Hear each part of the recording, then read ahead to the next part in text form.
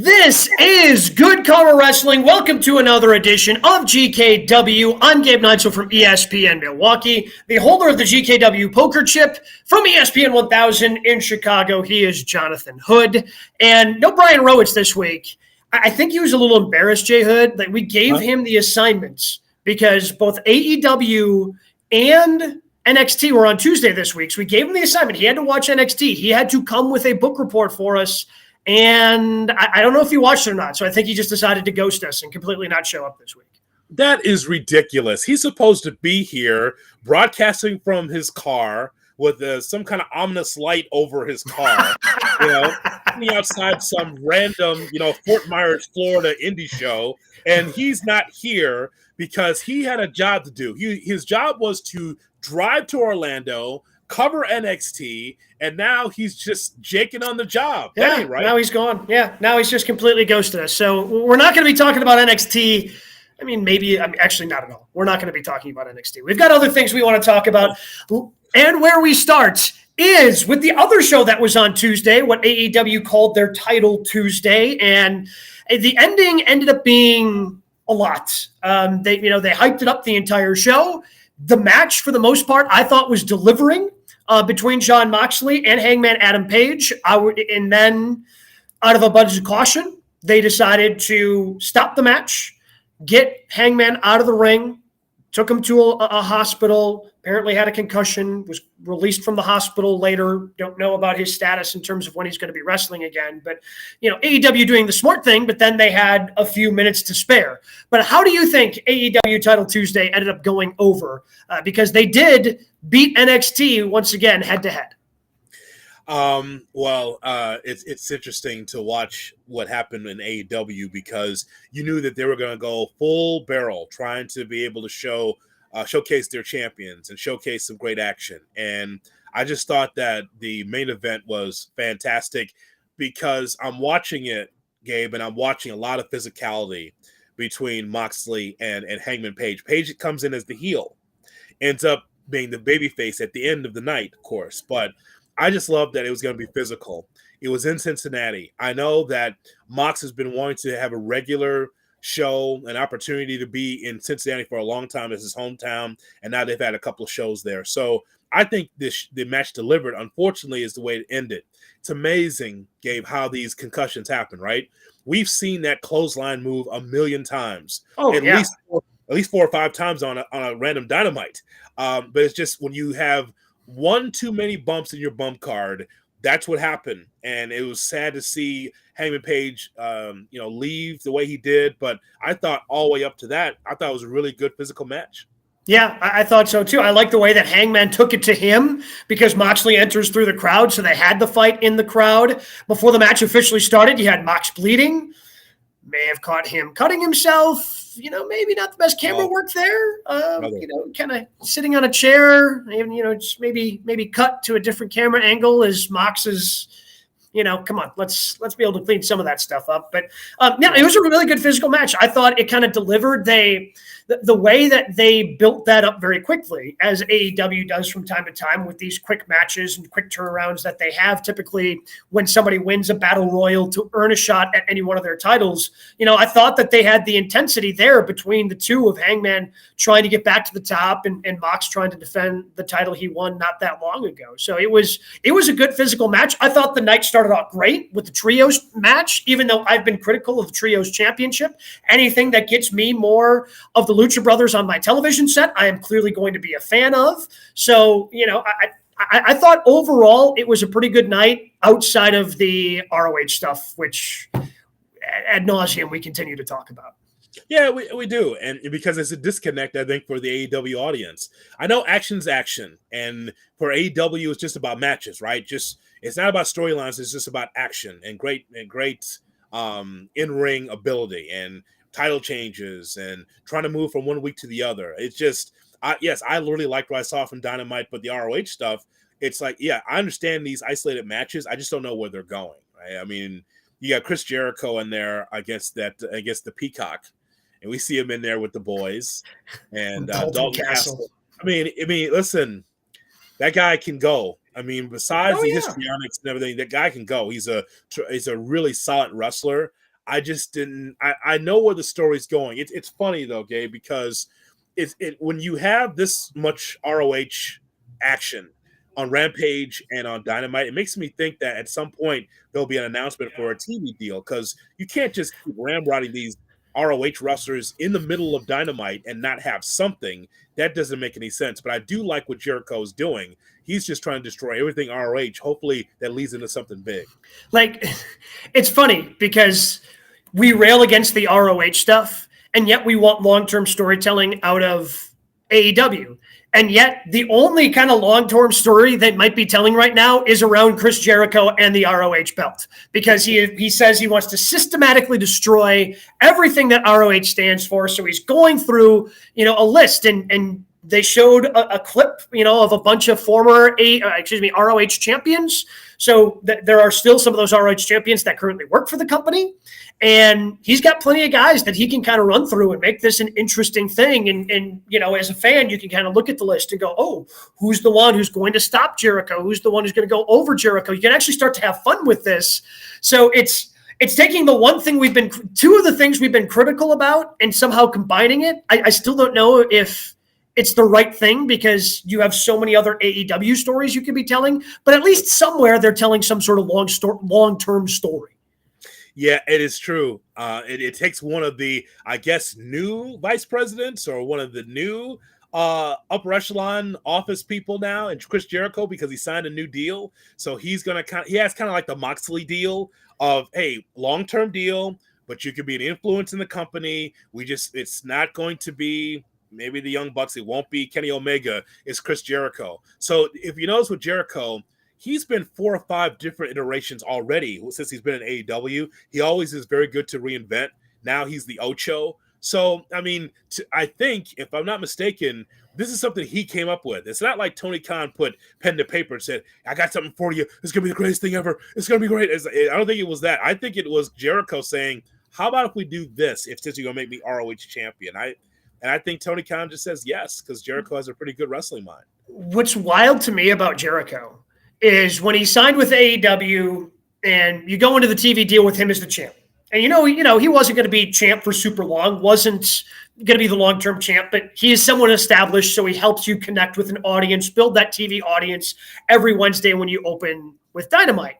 And eventually, they pass it off to Jon Moxley and all that. And after he was champ for that first time, I kind of figured that, especially with his role as an announcer on Rampage, I thought that, okay, Chris Jericho will still be a wrestler and we'll see him every once in a while. And he's still been a mainstay, and he's still, now as ROH champ, he's wrestling every damn week as well. I figured once he got to 50, they did the whole 30 years in wrestling thing, that he would start to kind of fade in terms of the in-ring. I thought certainly it would still be a presence, right? Especially with the announcer stuff, you'd still be a presence.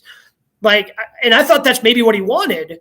But it seems like, at least right now, he's still cool with wrestling literally all the time, because he seemingly is defending that ROH championship just about every Wednesday on Dynamite. Yeah, I think that he can do that because look at the shape that he's in. He's gotten in better shape. Yeah.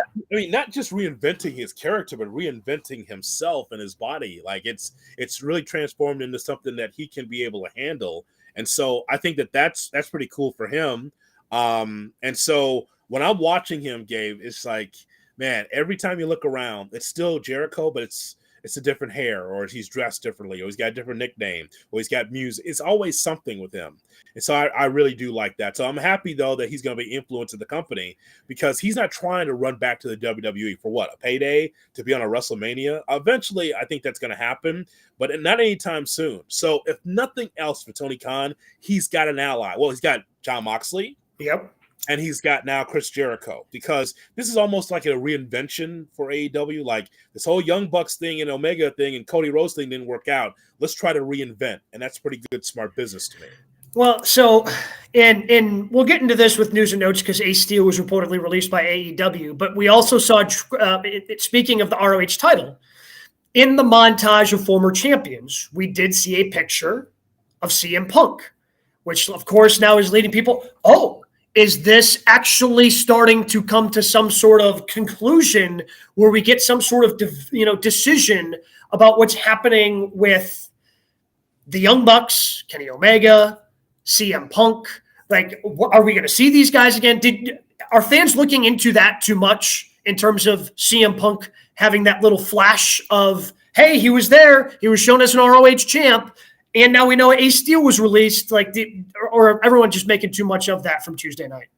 I said with tongue in cheek to us, to all of us here at GKW, that maybe Punk does not come back to AEW, but he could come back to ROH.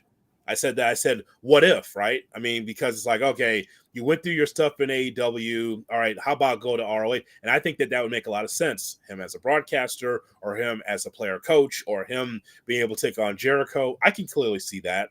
I think a lot of this will be answered after Full Gear. And I know that you've been seeing the same thing I've seen, Gabe, on the bottom of the screen, because they're promoting the crap out of all these shows. Like, we're going to be here, we're going to be here, we're going to be here. Well, they'll be in Los Angeles in January at the Forum. Okay. And so I can't say it won't happen, but it'd be unlikely for AEW to be in LA without the Young Bucks. That's their town. And same thing with CM Punk. I don't expect him to be here the day before Thanksgiving, but maybe sometime when he's healed, sometime in 2023, he could come back and be part of the ROH brand. It would not surprise me. Yeah, the more time passes with this, the more I expect everybody to be back. Just because I don't think that Tony Khan wants to try to mend those fences, clearly. And I don't think he's in a position to pay any of these guys to go away. You know, I just don't think he's in that position. Yes, him and his family have more money than God, but I don't think he wants to financially pay whatever he's paying CM Punk or the Young Bucks or Kenny Omega, which presumably would be some of the bigger deals in the company. I don't think he wants to pay them to just sit at home and go away, because you would have to somehow buy out their contract. Yeah, no, you can't. Well, not in a wrestling war. Can't do that. I mean, you already have Triple H tampering with AEW talent. That's on the record that he's called some of his favorites like Swerve Strickland and Samoa Joe and others and say, would you like to come back? And, you know, Tony Khan's like, I'm not releasing you out of your contract. You have to fulfill your deal here at AEW. And I think that's, even though from what I understand, some AEW talent might be having some buyer's remorse and would like to go back to WWE because Trips is running the company. Sorry, you're under contract. And so I think that in a wrestling war, if the Young Bucks are unhappy with AEW, if Kenny Omega is unhappy, you know what? You got to stay because you got to fulfill your deal, or just not be in wrestling for a while until your contract is up. Which it would be tough for a lot of different people to just kind of wait that long. Presumably some of these guys are under long-term contracts. Yeah. We move on and talk about some of the other top things going on in the world of wrestling. We like to call it the 3 count. And number 1 this week also has to do with Title Tuesday from AEW. Because Jay Hood, I know you were texting us about it. You were a big fan of the promo that was given between MJF and William Regal during Title Tuesday for AEW, their special Dynamite that was on Tuesday. So first of all, what did you like about it? What do you think is the best structure of a promo? What makes the promo something so memorable that stands out?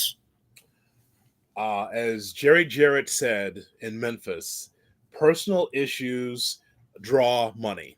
Personal issues draw money. Something that's real will make the best promo. From like 45 after to the top of the next hour, it was Regal and MJF being able to go back and forth. I did not know what this was all about. Remember, MJF teased this the week before, saying, "Hey, I got something on you, Regal, and we're going to talk. And at some point, we're going to talk about it." I had no idea what he was talking about. I did know that MJF at one point was in WWE in developmental. Regal was overseeing the young Florida Championship Wrestling NXT people at that time. But Gabe, it was so well done, man. It was so well done. The anatomy of a promo is, if it's something real, just let's see if we can draw money with it. Just like this whole thing with CM Punk and the Young Bucks and Kenny Omega. At some point, this has to come to a head. People want to see it, and they got to do business. The disappointing part of it is if it does not get over, like Sammy Guevara and Kingston. That's a real issue. That could have been a main event that could draw money, and it didn't work. Like, it was out there, but it wasn't the blood feud it could have been, in which people like, I got to see this match. Well, what about these two? Regal can't wrestle anymore, but the real story is MJF was in WWE, and Regal kept, spoon feeding him like, yeah, kid, you're special. Yes, you're special. I'm telling you, you're going to be great. After the third month, all of a sudden, those platitudes and those great things that Regal said, all of a sudden it just went away. And MJF kept that email and was bitter about it. Whether it's true or not, it's a hell of a story. And I think that's what makes a great promo, something real. And yeah, because I think of like the first promo that comes to my mind is CM Punk's pipe bomb from WWE 2011, I think it was at this point. So 11 years ago at this point, but there was clearly something real there. But also you need the actors, in this case, the wrestlers, to be really good at conveying the point. And I mean, William Regal has always been kind of like the pro wrestler. Like he's your favorite pro wrestler's favorite pro wrestler type of thing, where he was so good in the ring and like he's just so cool on the mic. Like he never panics. The facial expressions he has are second to none. So whether he was wrestling and cutting promos or whether he was in NXT as the commissioner or general manager, whatever, the authority role in NXT, delivering those promos, like he's never lost that. Yes, he can't wrestle, but MJF is probably at this point known more as a talker than a wrestler, even though we both know he can go in the ring. So to let those two go and just to see how William Regal reacted to the whole thing and saying, oh, by the way, you're welcome for motivating you. You've also, by the way, had it super easy. Like it was just so good with those two, the way they were able to play off of each other back and forth. So even though we haven't seen these two do too much yet, the chemistry was already there and it was awesome. So it is a real issue between these two. And again, the letters WWE was mentioned on AEW programming, but this is no other way you could tell the story, right? Mm-hmm. MJF is 19. He wants to be in the WWE system. Sorry, sunshine, you have to be 21, but just keep sending your tapes in. Keep getting better. But somehow, somewhere down the line, MJF said that the email he received from William Regal hurt him so much he wanted to kill himself. Now, I don't know if MJF was suicidal. He talks about how he's like ADD and, is really proud of his heritage being Jewish. He pounds his chest about that and wants you to know that he's proud of his heritage. He's proud of who he is. And he's got this massive chip on his shoulder. Now, Gabe, I don't know if he was suicidal or not, but I know one thing. People in Cincinnati were leaning into their chairs like, what? What else? What did he say? That didn't sound like wrestling. That sounded real, right? He has the last couple of weeks kind of, because I don't know if MJF is ever going to be a full-fledged babyface. He certainly has been playing for more sympathy. And I think that's one of the things that he said. I mean, he talked about last week, the previous Dynamite on Wednesday, kind of trying to drum up sympathy in terms of some of the struggles that he's had, and pretty much ended the promo with, oh, you hate me? Don't worry, I hate me too. But this is who I have to be in order to go get that. Like he has now hinted at some interdemon struggles over the last couple of weeks where it's a more sympathetic figure, MJF, versus, when they had the debate this week about, oh, you want to be the devil. Here's what the devil does. Mm-hmm. To more of maybe he's not the devil, but he has a devil inside of him. And it's a really interesting kind of subtle little tweak, I think, to the character, but it's one that certainly has my attention. And this promo only furthers that. Okay, one step further with this. So this whole buildup of climbing the ladder at All Out with a mask on and needing a group of guys led by Stokely Hathaway. Hathaway interrupts an MJF promo. He says that's strike two. Don't interrupt my promo, all that stuff, and sends Stokely Hathaway away. So, Gabe, there was a lot to do about nothing unless you're just trying to tell a short story. I thought that was odd. It was just kind of like, once again, MJF needs a whole entourage to be able to get to where he wants to be as heavyweight champion. But the bottom line of that promo at the end of the night, as we come to find out, is, you know what? I'm going to do it the right way. I don't need other people to help me get there. It's going to be me. I'm going to get to the mountaintop. I'm going to be the heavyweight champion. Just as Regal said, as you mentioned, you've done it easy for a long time. Easy meaning winning matches when he's in there, but he's going to do it by himself. So no entourage, no Stokely Hathaway guys behind him. Is that it, or is he swerving us? I think it's a swerve, just because again, I just MJF. I can't picture him as a babyface. I just can't. He's one of those guys that. I mean, I think he's a.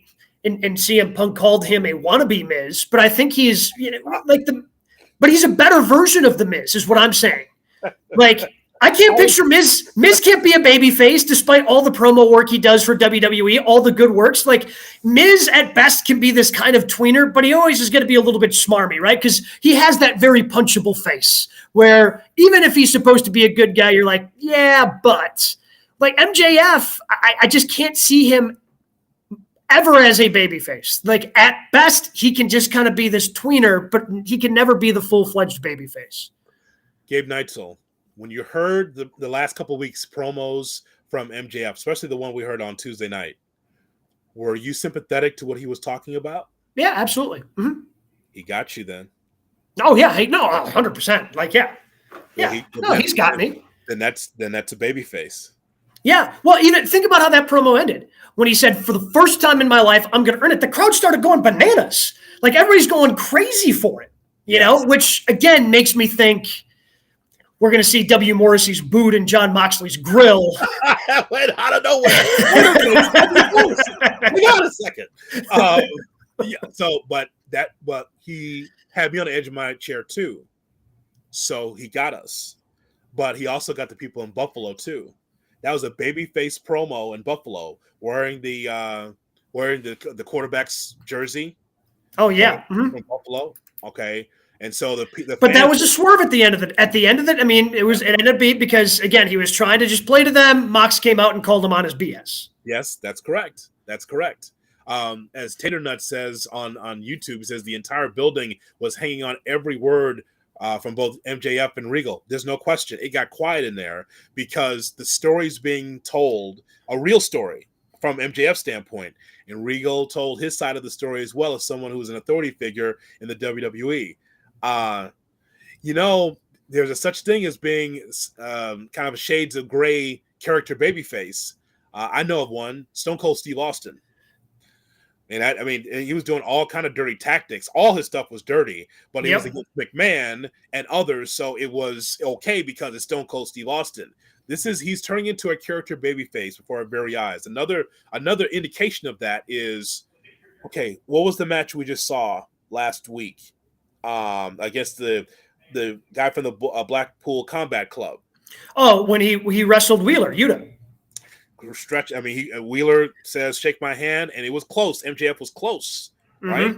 Was that him trying to be a babyface? What was going on there? Just the shades of gray and the doubt is great storytelling by AEW. Yeah, and if we're going to criticize them for a lot of those other things, I think we have to give them props when they are telling a good story, and they have us with MJF, and part of that is MJF and how talented of a wrestler he is. So, but before we close this, what are some of the other promos that you can think of that have really stood out? Because I've got a couple in my mind that have stood out to me over the last, I don't know, probably 8 months or so. There's two in particular that really stand out in terms of a good promo that it has been memorable for me. Okay, well, there's a couple of them that's not even part of AEW or WWE that I've liked as well. The story from the Motor City Machine Guns, where one of them is trying to go for the Impact Heavyweight Championship. And I really liked that promo because it was quiet in that. Well, it's quiet because there's no one in there. But it was just a great story told. Quiet for a different reason than it was quiet for MJF and Regal. Yes, absolutely. So, I mean, it was a great promo there to lead into the Impact World Heavyweight Championship. I like that. I think that – so – for me, the stuff in the WWE has been good. Like Rey Mysterio, for instance. Rey Mysterio is a babyface. There's no question about it. He's never been heel. maybe the WCW stuff, but even that, he was still kind of a babyface when he had his mask off in WCW. But the point is, though, like the stuff he's been doing with Dominic, it tugs at the heartstrings because he's being genuine. A guy in a mask is telling you, "I really love my son, and I really wish that he'd come back to me." But he's part of this Judgment Day thing, but Ray has stood there in the middle of the ring and was able to bare his soul about Dominic. And we know what usually happens at the end of these promos with Ray usually gets his ass kicked. It's usually 4-on-1 or 4-on-3, whatever. But I like what Ray brings to the table, trying to talk about his son and how he misses him. I think that leading into where he is now, I think it's been great. Yeah. So the two that really stand out to me are the Riddle and Seth Rollins. Yeah. Hey, Riddle, you still there? Because again, it brought some moments of real, hey, family, let's talk about your family. And last promo that Cody gave in AEW. Oh. And maybe that one's more in retrospect because now we know what was going on. But after he gave it, you're like, hey, wait, is something going on right now? Did we just miss something that was really important? You go back and watch it, and then again, go back and watch it now in terms of, some of the stuff that he was thinking about and dealing with, because there were some, again, real life things that were incorporated, I feel, into that promo before he left for WWE. And he, again, alluded to, this might be the last time I talk to you for a while. Like that was, so those are the two, again, to your point, those, one of them more, I think, for storyline purposes, to make it seem more real between Seth and Riddle in the WWE, but it was used very well. And there was certainly a sprinkle of realness to what Cody was saying in his final one too, because that's where we're at now. Back when, one of the best promos back and forth I can think of, just from like the Attitude Era, Jericho showing up for the first time and he goes back and forth with The Rock and everybody loved it. It was fantastic. Yeah. But that wasn't based in reality. Now you kind of need that a little bit more because everybody's a little bit more tuned in, I think, into what's going on in both these companies or just in wrestling in general. Gabe, it didn't happen very often back in the day, but if there was something that was real between two wrestlers, four wrestlers, whatever, and they did fight in the back, like a real fist fight, or if there was real issues, the promoter would say, okay, let's put this in the ring and you guys fight it out, get it out of your system, and so we can move on. So let's make this out of a real story, or make your real story something that we can put in the ring. If you're going to fight, if you really hate each other, let's make money with it. And this is why I go back to the Kingston Guevara thing, because that's just a miss to me. Like it's really a waste because those two legitimately don't like each other. They have a problem. I don't know if they're separated in the back or whatever, but there is an opportunity to say, all right, you know what? Steel cage match. We're going to beat the hell out of each other, and then we're done with this for real. Right? Yeah. But it's all about real issues. Real issues, you make money with it. And we saw that on Tuesday night. We move on in the 3 count to number 2 with TV time, again, with Triple H now really, establishing himself, and they've got their 5 hours and AEW has their 3 hours. So we've got 8 hours of wrestling between the two companies each and every week. It does seem like both these rosters, especially as Triple H continues to add to the WWE roster, that there is some underutilized talent. So let's go ahead and take a look at what 3 wrestlers we think should be getting more television time. Of course, you can always contribute to the conversation, especially if you're watching over on Twitch / Good Karma Wrestling, and we can kind of go through some of yours as well. But who are 3 wrestlers? Well, I guess let's start with number 1 on your list. Okay. Or just a wrestler on your list of 3. So I wrote down Buddy Matthews. Okay. I wrote down Buddy Matthews because someone has to be able to come out of this group that they're in and to be able to be a singles champion or contend for a singles championship. It's one thing to be ominous and have a cool open, Gabe, but someone's got to be able to say, okay, there's the ass kicker out of this group. And so when I see the 6-man tag team match on Tuesday to open up Dynamite, I'm like, well, I mean, I like Ray Phoenix. I know you love Ray Phoenix, but I mean, Pac has been a singles champion. He was able to get out of that group and be a singles champion. And same thing with this group that Matthews is in right now. We know he can go. And there was a thumb on him in WWE. Last time we saw him in WWE, he's going out with or making out with Rey Mysterio's daughter, who's underage, maybe. Like 19. She's like 19, maybe, or 18 or 19. Like there's a significant age gap, like that made everybody uncomfortable. Yeah. Except for Vince, apparently. Goddamn, I love it. Pandemic TV. It was just, I don't understand. But I know he can go. I know he's a tremendous wrestler. So he's on my list. Hobbs is on my list as well. Like, I don't know what's happening here with Powerhouse Hobbs.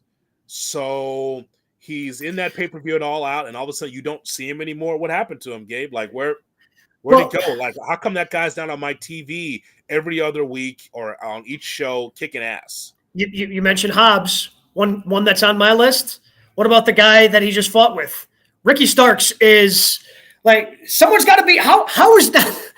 How are both of these guys Marty Jannetty right now? How is this happening? Like, what? Like, they're both like Powerhouse again. He just looks like he can hit the crap out of everyone. Ricky Starks is charismatic as hell. Like, he can own the microphone. He can own the ring. And, like, somehow they're getting now both less. Like, one of them you would think would get more TV time than when they were with Team Taz, and neither of them are getting TV time.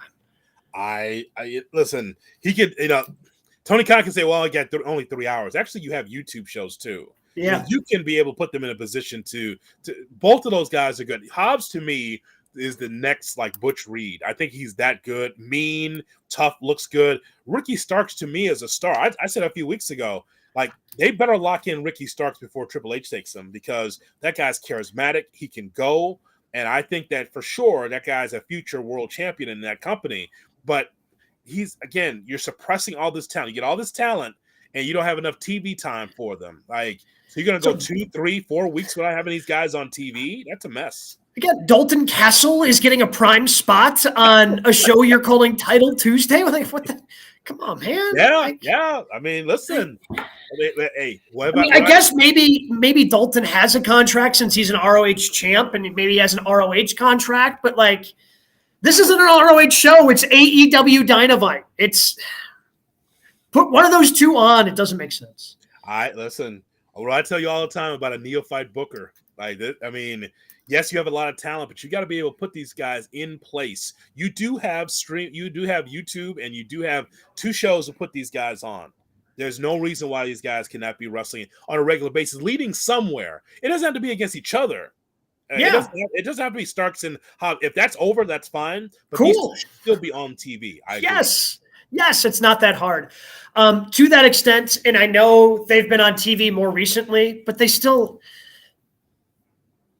For the love of God, put FTR on television more, and don't put them in like little storylines of like, oh, now they're in this 8-man tag. Now they're in this 6-man tag. And it seems like they keep trying to, and then they just get in their own way. They've finally booked them in an actual tag team match. Those two, the best tag team in the world, going up against Swerve and Our Glory. But when you have the best tag team in the world right now, in my opinion, and they have to, after defending the New Japan, the IWGP tag team titles, go jokingly, supposedly, maybe there's some truth in there. Hey, Tony, book us. Yeah, that's a shoot.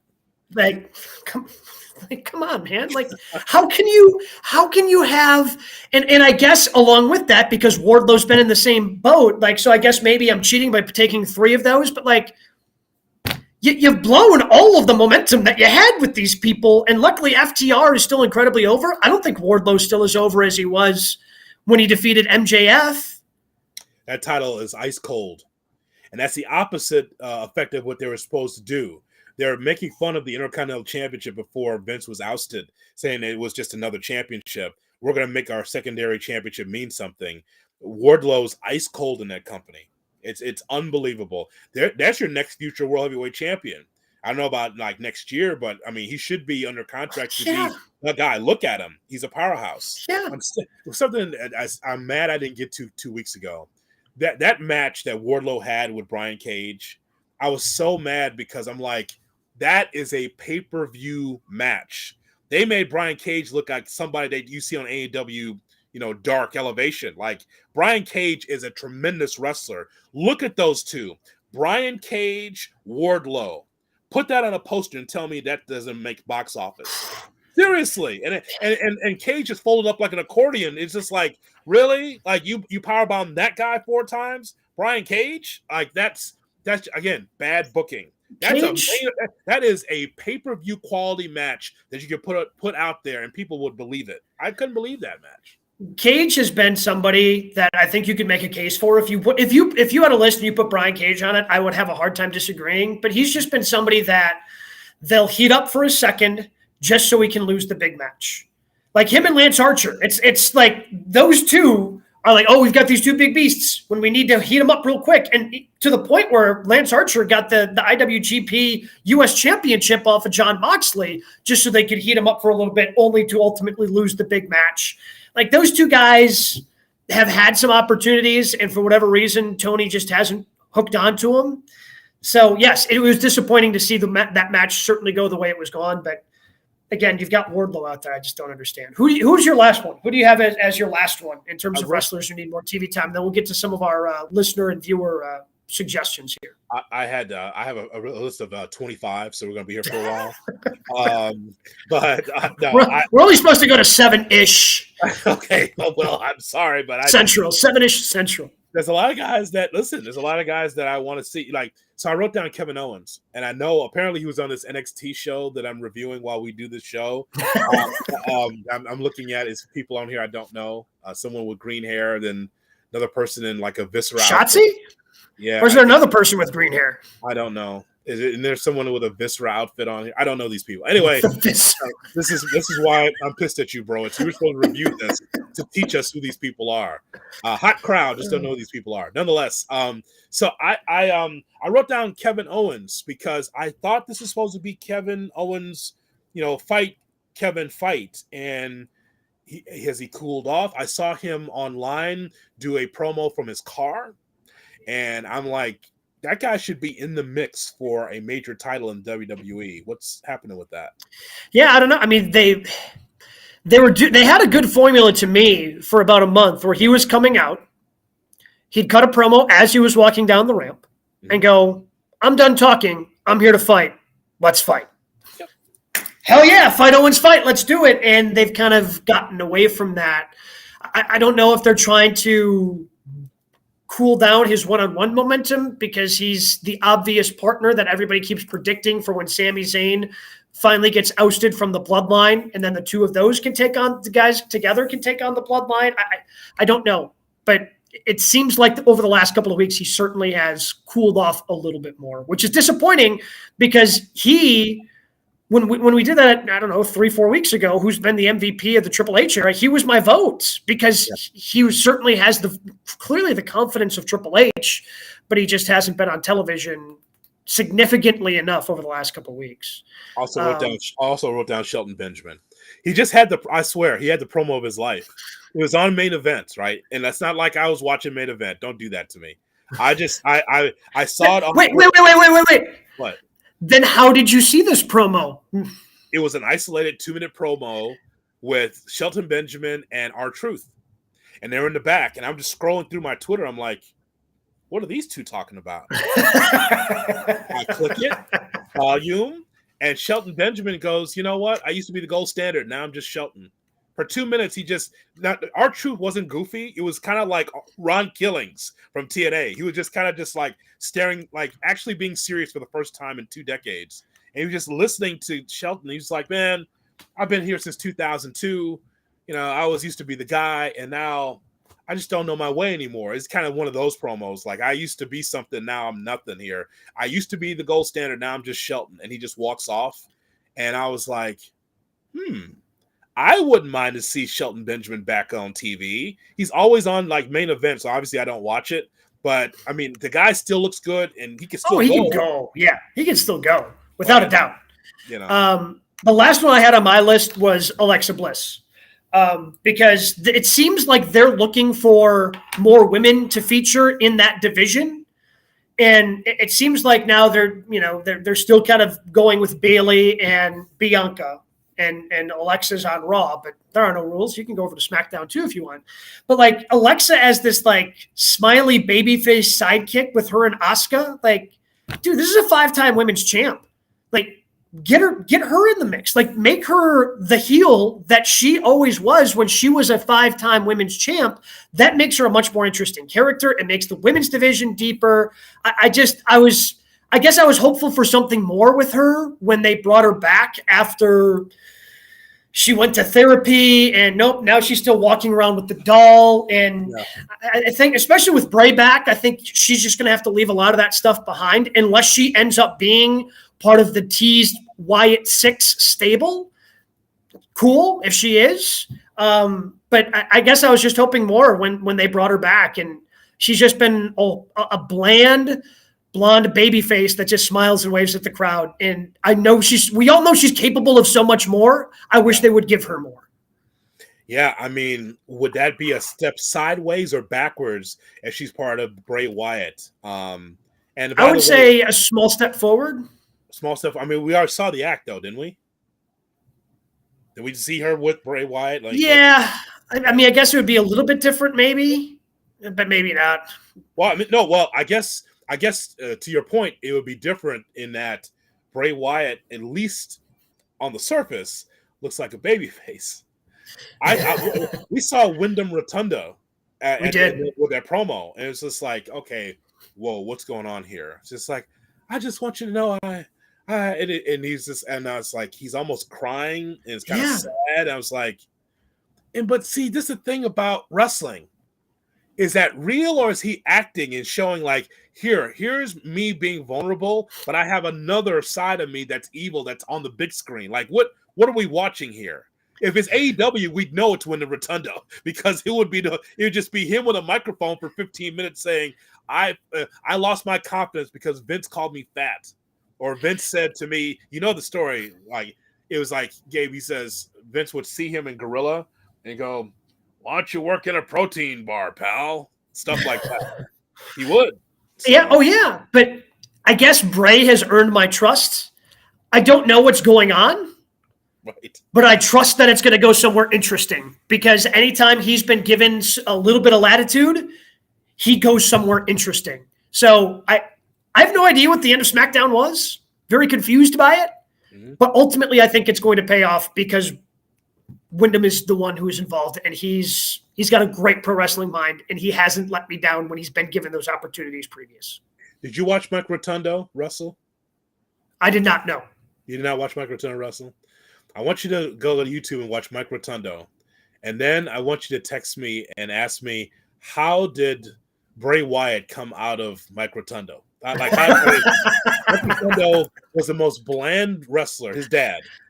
One wrestler in I mean, he had so many different gimmicks just to get him to smile, just to have a personality, Mike Rotundo, and to see his son be such a bright star. It's like, that's a weird one. Usually it doesn't work, right? Like, you got, like, Mike Rotundo was able to sire something as great as Bray Wyatt, and it's like, well, I mean, in fairness, he also has Bo Dallas, so.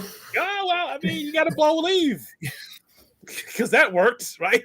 Yeah, who, by the way, reportedly is also coming back and could be a part of this Wyatt 6. Some other suggestions of people that they want to see more. Eddie Kingston. I wouldn't mind seeing more Eddie Kingston. Does that make sense to you? Doing what? More Eddie Kingston on TV. Doing what? Oh, just anything? No?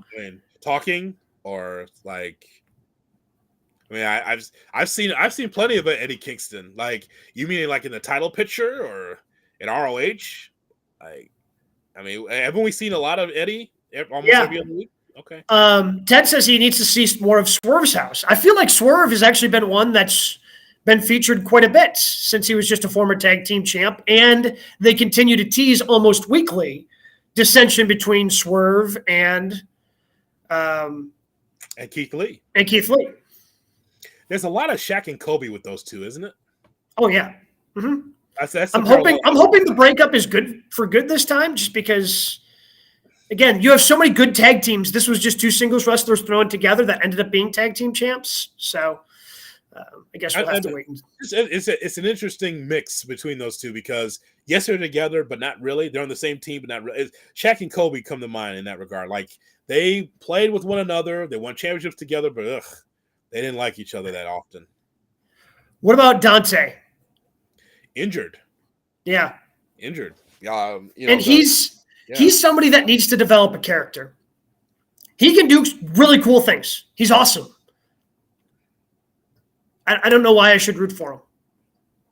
Oh, that's fair. That's fair to say.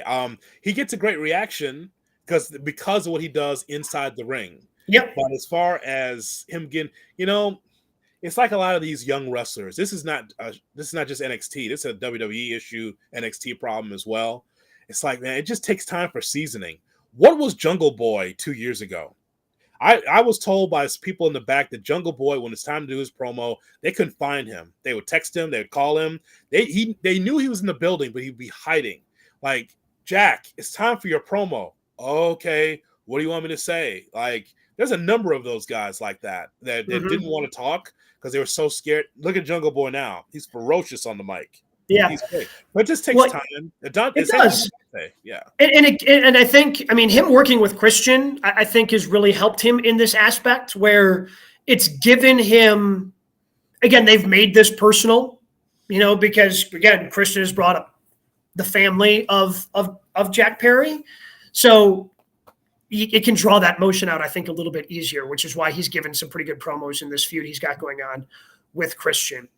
We move on to number 3 in the 3 count after reports this week coming out that Day One, a pay-per-view that WWE was hoping to make an annual tradition on the first day of January, appears it's been canceled. They were trying to make it an annual thing. This year was supposed to be in Atlanta. Ultimately, they decided to abandon it. So there will be no Day One, meaning as of right now, there's nothing on the WWE calendar between Survivor Series and the Royal Rumble. That is a long time, 2+ months to go without a pay-per-view or a premium live event. Oh. But it got us thinking, what is the perfect number of pay-per-views for a company? And this year, Jay Hood, I did the research. Given that they do have Crown Jewel and Survivor Series War Games coming up, that is going to put WWE at 12 premium live events this year. AEW, on the other hand, just 5 premium live or pay-per-views because Forbidden Door was in there this year. Don't know if that's going to happen again next year. But also then what AEW does is they mix in all these different shows, and they had 14 different television specials. That's like Fyter Fest, St. Patrick's Slam, Beach Break, Grand Slam, Road Rager, et cetera, et cetera, et cetera. 14 of those scheduled, with 3 more still to come with Winter is Company, Holiday Bash, and New Year's Smash, all in December. Jeez, that's a lot. So the right number of pay-per-views to me is 6.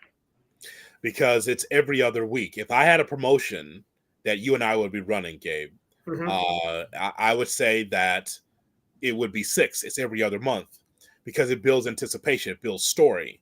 That would be for me.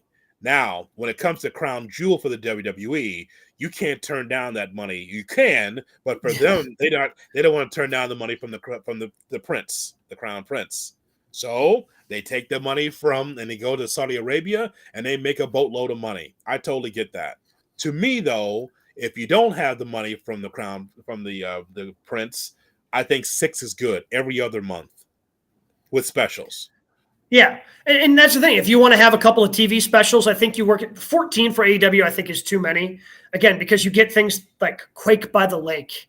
Like, what the hell are we doing with that? Like, come on, like, okay. Oh, well, those are just branded for the city, though. Like, it's not like you and I are going to be like, we probably should do a special for Quake at the Lake. I mean, I don't even know these things until they come on the air, Yeah, but again, like, they try to then hype those up, But I mean, Winter is Coming. They did a title change at Winter is Coming once. Fyter Fest, Grand Slam, like those ones, they've certainly elevated. I think AEW could do more than the 4 that they do. Just because it seems like they kind of get lost in the storytelling on the way, between, because sometimes maybe you have to tell multiple stories between your AEW champion, between Revolution and Double or Nothing, or between Double or Nothing and All Out, because Double or Nothing and All, that's the entire summer. You've got to tell a story of the entire summer. So I agree with you. I would say 6 to 7.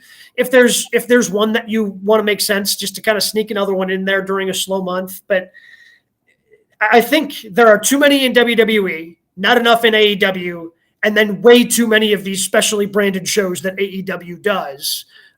Where with NXT, we've seen them do some of those as well. They've got Halloween Havoc that's going to be coming up at the end of the month, as a special branded show where they've got some of these title matches and things of that nature.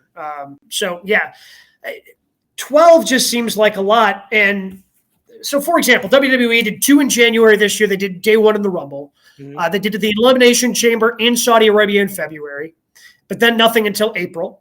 But it was pretty much a month because Elimination Chamber was end of February, nothing in March. First weekend was Mania. Yeah. WrestleMania Backlash in May, Hell in a Cell in June, Money in the Bank and SummerSlam. That's 2 big ones that they did in July, which I'd like to see a different spot in the calendar at this point for Money in the Bank, because they've kind of tried to brand that as one of their big 5, along with Mania, Rumble, Survivor Series, and SummerSlam. Mm-hmm. So I just feel like there's a better spot for that one. They did Clash at the Castle this year, Extreme Rules, Crown Jewel, and Survivor Series War Games. So they've got 12 on the calendar. But that's not even doing one a month, because it kind of got really tight in there between Money in the Bank, SummerSlam, Clash at the Castle. Like they tried to do 3 stadium shows there, ended up backing off Money in the Bank being a stadium show, but it just seemed like a little too much. They were trying to jam into a too tight of a window. Yeah, the reason why I like the separation of having it for 6 months is because, or having 6 in a year, is because it gives room for storytelling. But listen, you got a Clash of the Castle, and if you got a crowd of 60,000 people are waiting for you, you got to go. But yeah. I think that that when you hear premium live event, I know what that means. That means a house show with cameras. So when people are upset, like, oh, we didn't get Roman and we didn't get the Usos. Well, they told you up front, pal, it is a premium live event. Live event by itself means house show. Premium live event means that you got to pay for it on Peacock. That's what it means. So don't expect the world. This is why you get Rollins and Riddle in a weird, cage match, as your main event, because it's a live event. Daniel Cormier as the guest referee. You could have just had Chad Patton there. It would have been just the same. Nothing really changed. Just because Cormier was there, it didn't really do anything for me. Nope. But so that's what I think. I would say that for AEW, there's a lot of different ideas thrown against the wall because it's Tony Khan and he's all over the place and he's hyped up on sugar. But I think that when you laid out everything that's going on with AEW, you also have to mention that there's these Battle of the Belt shows that just don't do anything. Like I appreciate the Saturday night's main event shows and the Clash of Champions shows because they were isolated away from everything. Hey, this is a special event because this is going to be on the line. Well, if everything's a main event on Dynamite and Rampage, then it makes Battle of the Belts less special. It's all about booking. You can have names for these events, but it's all about the booking. How do you lead into something to make me think, man, sorry, hon, I got to stay in. Battle of the Belts is on. Got to watch, right? I mean, that's the whole thing. We see these Battle of the Belt shows that's on for an hour, and and we saw it on the back end of a Rampage. I'm like, what's really the difference? It would look like the same show, right? It's just an afterthought. Like, it's just an afterthought. And it's clearly an afterthought for Tony because he doesn't get the big stars. I mean, it's booked more or less like a Rampage, only with maybe the TBS titles on the line. It was that was a Trent against Moxley. Was that a thing? Am I dreaming that? I think that was one of the matches on. Might have been. I think, and it was a good match, but it's just kind of like it fell flat because it's on at 10 o'clock Central, and it's like you and I are not around. We're either not on a Friday night, my band. Sorry, we're either asleep or at the bowling alley, or we're drinking somewhere, restaurant somewhere, but we're not in front of our TV at 10 o'clock Central on a Friday night watching Battle of the Belts. But you got to make it special so we can watch, or we can all watch. And so that's what I think. I think 6 is a good number, though. Yeah, because, again, I think it allows for some of that storytelling. And even if you want to, again, you can still have title matches on television. Sure. in between those. But I think the storytelling certainly is 6 seems about right to me as well. All right, we move on to our news and notes. What we have this week. So DX had their big reunion on Raw a couple of weeks ago. Road Dogg this week saying that they were expecting, and Billy Gunn was expecting, that he was going to be a part of that celebration. Ultimately, it all fell apart last minute. Billy Gunn obviously wasn't there for the reunion on WWE television. So apparently they thought they had some sort of agreement that ultimately didn't happen. I guess I wasn't surprised that Billy wasn't there. I just expected him not to be there, especially because he's been so prominently featured on AEW television. What agreement? What agree? Like, he's on AEW. He's a coach at AEW TV. Sorry, Tony, I got to do more crotch chops. Seriously? Like that wasn't going to happen. Like, if you're Tony Khan, you don't let one of your talents go over there. What is Tony, Dixie Carter? Well, Dixie Carter in TNA once was like, okay, well, Ric Flair works for TNA, but he's got to be at the WWE Hall of Fame to get his ring. Can we make a deal? And what did Dixie Carter say? Well, if we're going to make a deal, if you want Ric Flair, they can say, you can have anyone else on your roster, anyone on our roster, just for a one-off. If we get Ric Flair, who do you want? Christian Cage.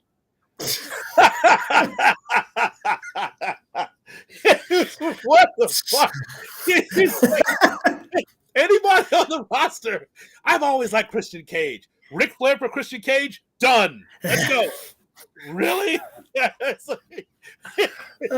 said, okay, this organization is gonna fold. Like, what is this? Serious? All the people in that, anybody, Cena. Yeah, Cena. Anybody. I really like that Christian Cage. Really? And honestly, I think it worked out for AEW because Road Dogg did the introduction. Everybody yelled out the badass Billy Gunn when he threw up the mic. And then, even on the commentary, they're like, yeah, I think he's off doing something with office equipment, obviously referencing the scissor me daddy ass. So I don't know. I think it worked out for AEW that he wasn't there. I didn't know. And he wasn't coming. No. And honestly, that segment was fine. He wasn't missed. No, I don't think during the segment. It was fine. Yeah. We referenced this earlier, but a Steel has been released by AEW. That also report out there. He was also reportedly involved in the backstage brawl after the CM Punk press conference following All Out. With that being the first move, do you think we have the resolution coming for everybody else soon? I believe so, sir. I believe that is the case. As we mentioned, AEW is going to be in LA, and I think the Young Bucks, if they're smart, they will be there. You can't sweep all this under the rug, but I think you can be able to heal from this. Like, CM Punk can't be around for this because he's injured, but doesn't mean you can't put Kenny Omega out there. So, but Ace Steel, who's part of that brawl, that's the right thing to do. But you can just tell. Just from the Ariel Helwani interview that Tony Khan did, there's something litigious going on that we don't know about yet, that he doesn't want to talk about it on camera. So we'll see how this all unfolds. But Ace Steel being released, I think that makes sense because he was right in the middle of it. Him fighting a dog or trying to make sure his dog wasn't not kicked or something happened. It was just weird. Yeah. Larry was somehow involved. Larry has not been released to this point. I also don't know if Larry's under contract. Some big news. You also, on your show on ESPN 1000 in Chicago, you talked to Ric Flair today. Yes, on Cap and J Hood on ESPN Chicago. Hope you get a chance to download the ESPN Chicago app because we talked to Ric Flair. Gabe Nigel, he's heavy in the old cannabis, Oh, little CBD? A little deeper than that, probably.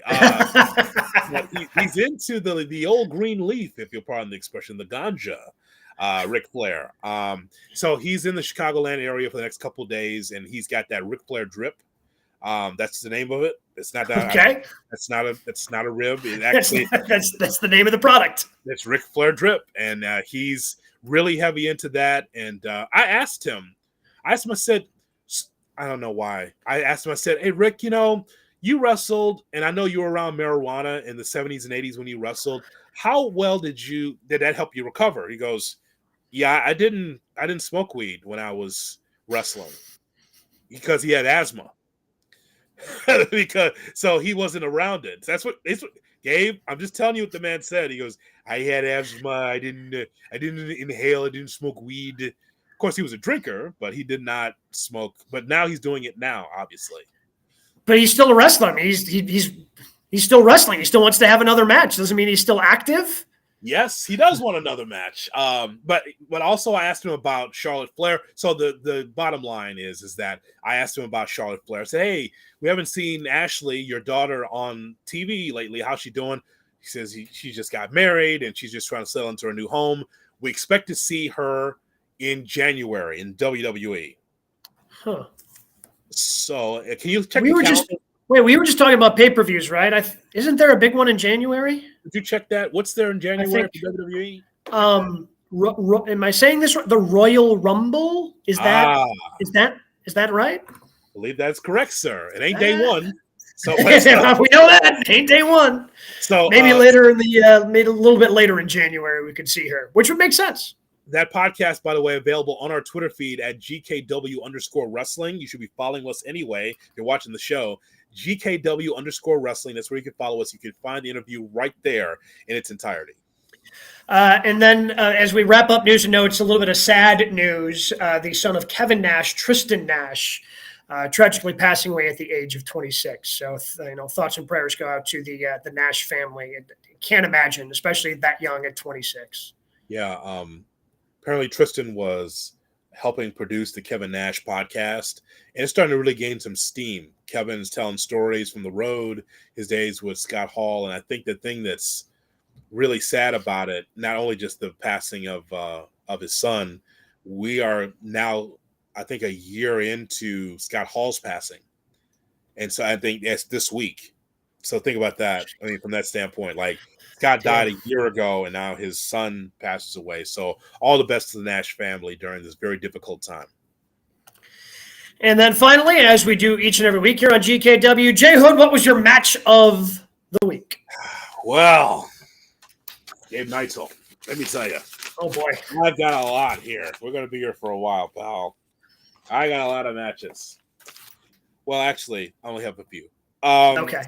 So don't worry, you can go home soon. This will be very quick. I really liked Sheamus, Solo Sikoa, Rey Mysterio, and Ricochet. Oh, the fatal four-way to be the number one contender on SmackDown for the Intercontinental Championship. How about that? Stakes for the Intercontinental Championship. How about that? It turns out it's not that hard.